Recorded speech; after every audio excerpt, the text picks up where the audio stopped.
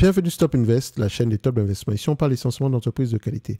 Donc, avons-nous une opportunité d'investissement sur Alibaba? C'est la question à laquelle on va essayer de répondre en se basant sur les états financiers de la compagnie. Je rappelle que ceci représente uniquement mon point de vue et non un conseil d'investissement. Et comme d'habitude, je me réserve pleinement et royalement le droit de me tromper. Donc, stabilité et croissance des revenus. Nous avons des revenus croissants. En termes de croissance moyenne, ici, nous avons à peu près quelque chose de 5-6% par là. Donc, c'est un business. Déjà, quand je vois ce niveau de croissance, ça sera entre 15 et 20 fois les bénéfices. Ensuite, on regarde ici la marge brute. Elle est à combien? Elle est en décroissance. On avait du 70% en 2015. Aujourd'hui, on a du 37%.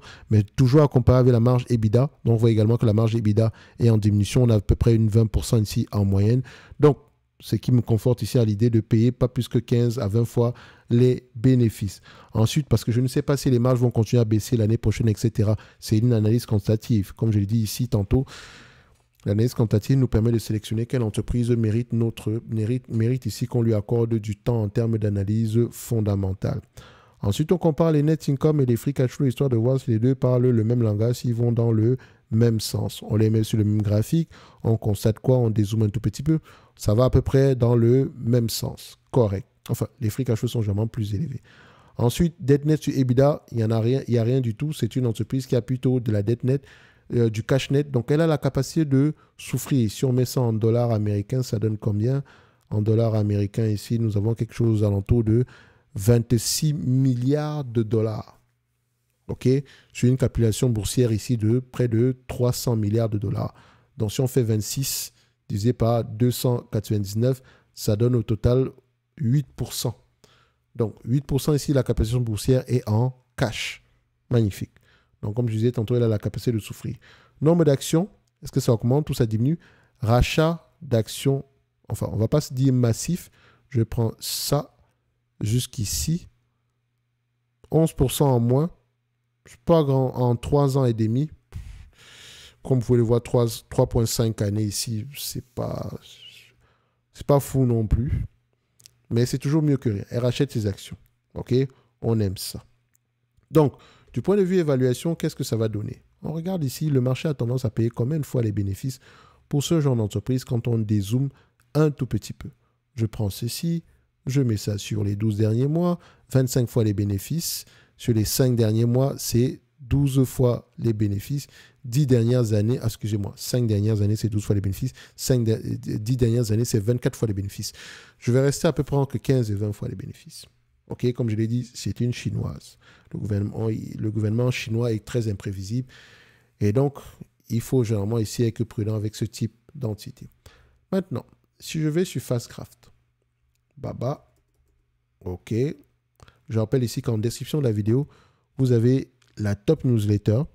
Et sur la même page, vous aurez à peu près, donc une fois que vous aurez cliqué sur la top newsletter, vous aurez à peu près le top premium et le pack du débutant. Je rappelle qu'à la fin du mois d'avril, j'enlèverai le pack du débutant.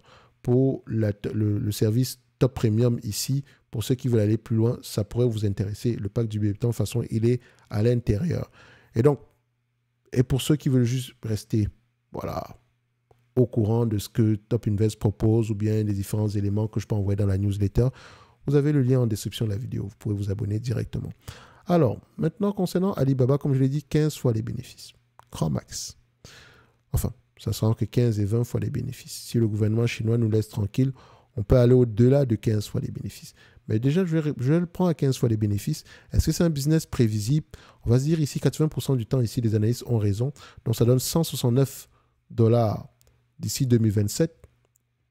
169 $ plus le cash net à 22 $. Donc, 169 plus 22, j'arrondis bien sûr, ça donne à peu près 191 $. Donc, on va se dire que par rapport au prix actuel à 333, divisé par 133, excusez-moi, ça donne à peu près aux alentours 43% en plus. Si on le regarde pendant 3 ans, ça donne à peu près combien? 12% en moyenne si ça se réalise.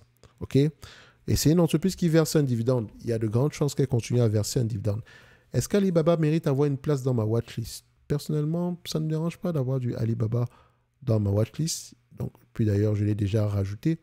Donc, mon target price sera aux alentours de combien? De 191 $. Donc, je viens ici. Déjà, je vais vérifier Alibaba, c'est quel secteur? Consommation discrétionnaire. Je viens ici. OK.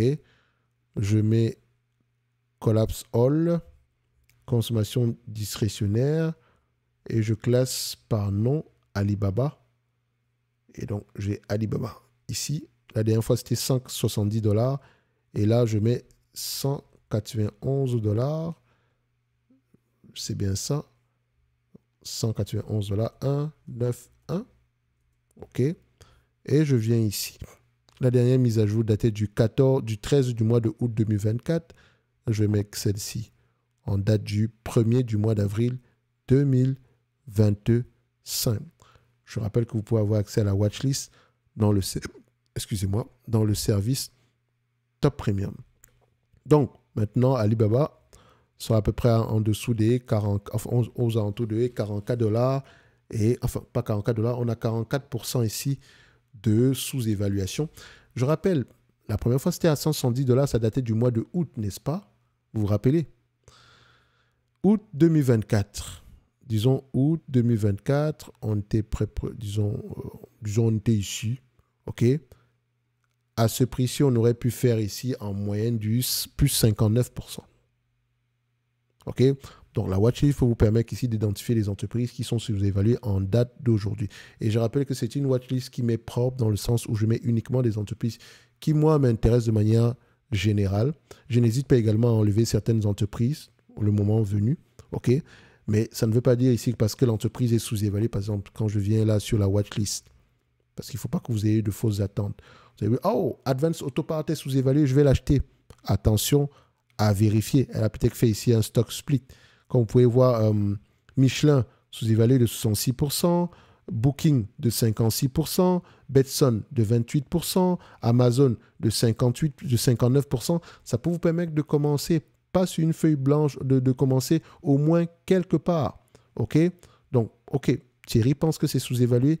Je vais essentiellement analyser de mon côté. Et vu que vous avez accès au pack du débutant, vous saurez à peu près faire des analyses quantitatives. En tout cas, je l'espère. De toute façon, si vous ne pouvez pas le faire, je suis là. D'accord? Vous pouvez réserver un appel pour ceux qui sont dans le pack, dans le service Top Premium, je rappelle bien. Bref, comme je l'ai dit tantôt, en date d'aujourd'hui, Alibaba semble être à un prix intéressant. En tout cas, on va se donner rendez-vous sur la prochaine vidéo. Un like, un abonnement, un commentaire, ça fait toujours plaisir. Merci, au revoir.